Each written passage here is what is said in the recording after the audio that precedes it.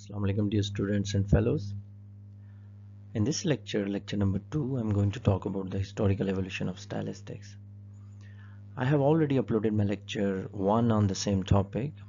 However, if you could recall, in that lecture I focused only on how before the 20th century different Greek and Roman approaches to language and literature have given rise to different types of stylistics. In that lecture, I particularly discussed rhetorical stylistics, individualistic stylistics, and aesthetic stylistics. If we talk about the 20th century, I will say that the field of stylistics in the early 20th century has got influenced by a number of significant literary theories, linguistic orientations, reading practices, and certain sociocultural and psychological perspectives. So we cannot cover all these influences on stylistics. Therefore, I have limited myself to the discussion on a limited number of such approaches and influences. Furthermore, to keep this video short, I will discuss some of the dominant trends in stylistics in this lecture, that is lecture number 2, and some of the trends that channel the development of stylistics in the 20th century will be discussed later in lecture 3. So let's begin with the lecture. Stylistics in the 20th century. There were a number of theoretical developments and approaches which were emerging in 20th century. They in fact heavily influenced the development of stylistics, and we have witnessed a lot of trends in stylistics in the 20th century. These trends may range from formalist and structuralist perspectives to cognitive, socio-stylistic, and corpus-based analysis. In this slide and in this lecture, I focus only on 4 such trends, which can be termed as expressive stylistics, psychological stylistics, neo-criticism informed stylistics, and practical criticism informed stylistics. Modern day stylistics is also influenced by formalism and structuralism. I have allocated lecture number 3 for the discussion on the influence of formalism and structuralism on stylistics. So we begin with expressive stylistics here. Expressive stylistics. At the turn of 20th century, there were many literary scholars who believed that a literary piece of work is not a product of some extrinsic properties. They didn't agree that a literary work is an outcome of any historical, cultural, and biographical context. For them, textual form and its structure was a key for our understanding of literature and literary aesthetics. This is expressive stylistics is an approach within the field of stylistics that focuses on the expression of emotions, personal experiences, and subjective perspectives. Charles Bailey, a prominent linguist and stylistician, he was quite prominent in his time. He was a Swiss linguist, and he was directly influenced by Ferdinand de Saussure, and was one of the authors of the work A Course in General Linguistics that compiles Saussure's lectures on linguistics. So he made a significant contribution to the field of expressive stylistics. Ballet's views on expressive stylistics revolved around the idea that language is not only a system of communication, but also a vehicle for expressing emotions, attitudes, and individuality. Charles Bailey, in his Traité de Stylistique, I'm sorry if I mispronounced it, in English it would mean Treatise on Stylistics. He wrote this work in 1909, I believe. In this work, he stresses that language serves an expressive function, allowing speakers to convey their feelings, personal experiences, and subjective states. According to Bailey, language is not solely a tool of transmitting information, but also a means of self-expression. So it's very much clear from the title itself. Expressive stylistics deals with the way people express themselves, the way writers and authors, they express their individuality. Here you might be wondering that how is it different from rhetorical stylistics? Obviously, there are lots of differences. The focus here is more on the expressiveness. In rhetorical stylistics, the focus primarily remains on the ability of the text or the orator to convince the audience, to persuade the audience. So expression, self-expression is obviously different from persuading people. A term that is frequently used in expressive stylistics and in the literature that discusses expressive stylistics is expressive means, EM. EM of a language are those linguistic forms and properties that have the potential to make the utterance emphatic and expressive. EMs can be found on all levels: phonetic, graphical, morphological, lexical, and syntactical. Expressive stylistics focuses on subjectivity, as mentioned earlier, or personal expression, emotional impact, authorial voice, reader's engagement, intertextuality, and psychological orientations. Task 1. Dear students, through this task, I intend to teach you the difference between expressive means and stylistic devices or figures of speech. They are not completely synonymous. Both are different because all stylistic devices can be expressive means because they express the emotions, attitudes, and intentions of the authors, but all expressive means are not stylistic devices. Especially in spoken discourses, vocal pitch, pauses, word stresses, intonation patterns, these features in fact express the emotions of the speaker. So they are expressive means, but they are not stylistic devices or figures of speech.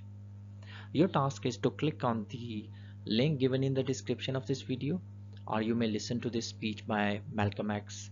The title of the speech is The Ballot or the Bullet. You can listen to it on the YouTube or on any other platform.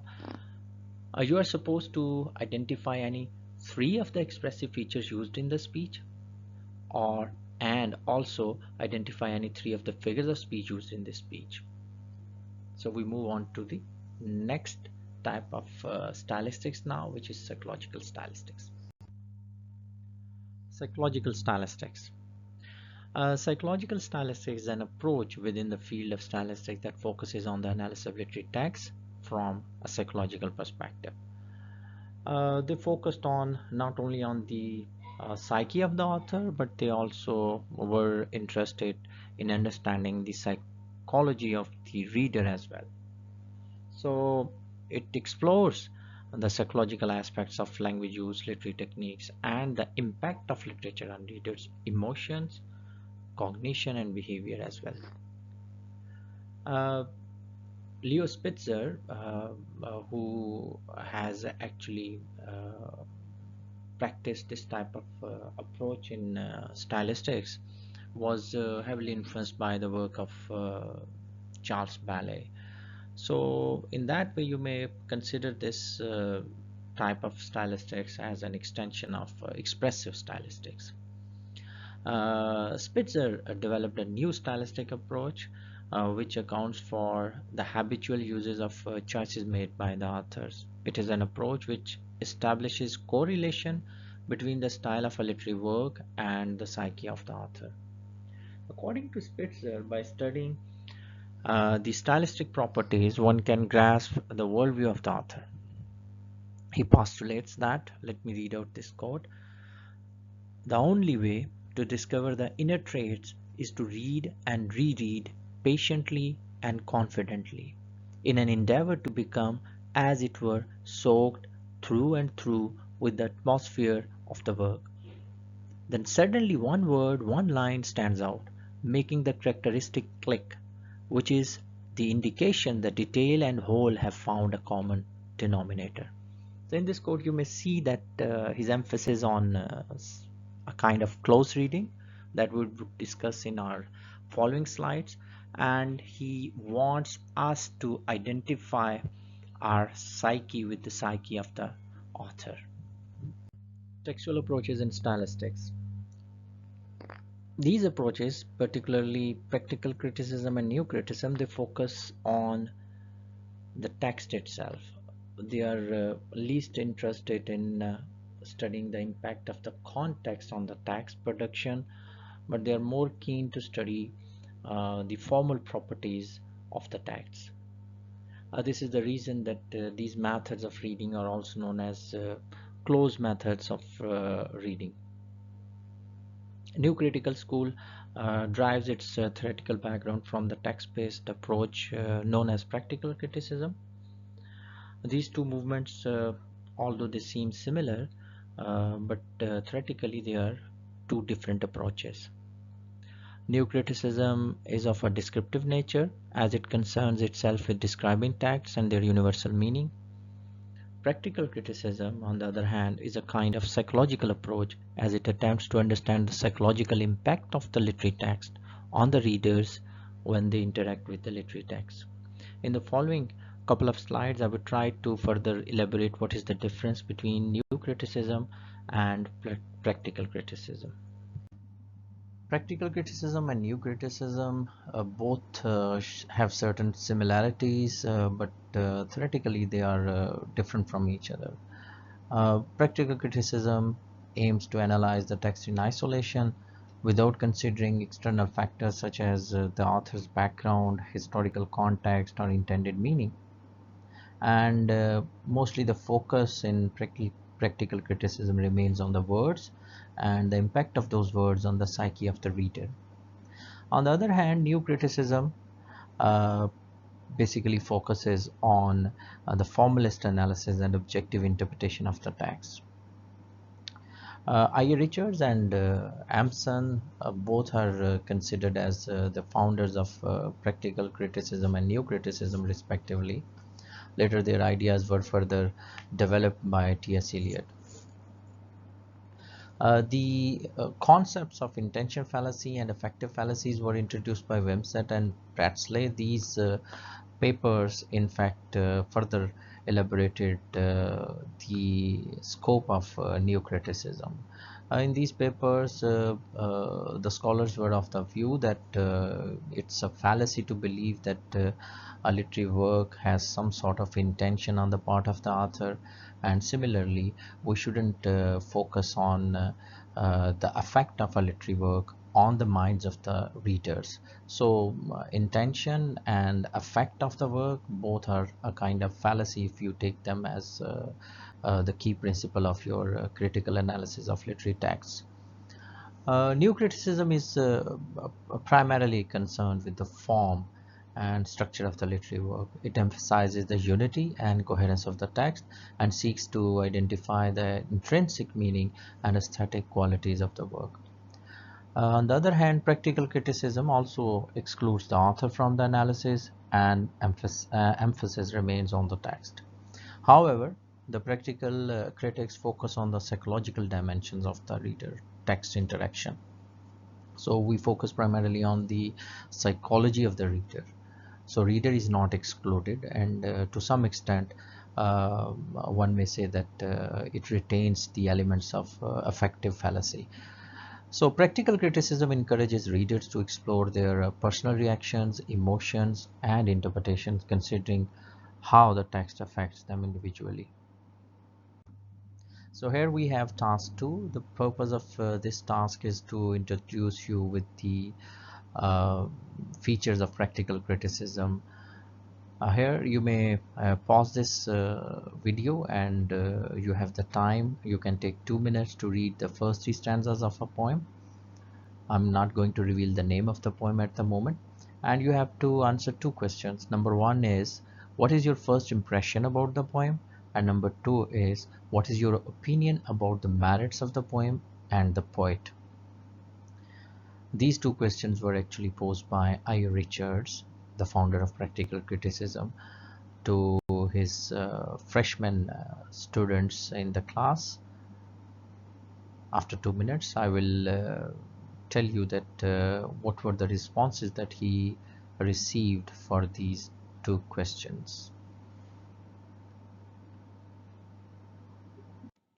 Dear students, Three stanzas that you have just seen in the previous slide in task 2, they have been taken from the poem Spring Quiet by Christina Rossetti. I.A. Richards used this poem and some other texts in his class to do an experiment. He wanted to know more about the psychological responses that students in fact experience when they interact with different types of literary texts. But in that process, he withheld the information about the author and the date of publication of those texts. Two of his students responded on the poem given in the task. One of them says, "It has little merit, part of it are deplorable, the first two verses are quite attractive, and the rhyme thrush and bush is almost bearable.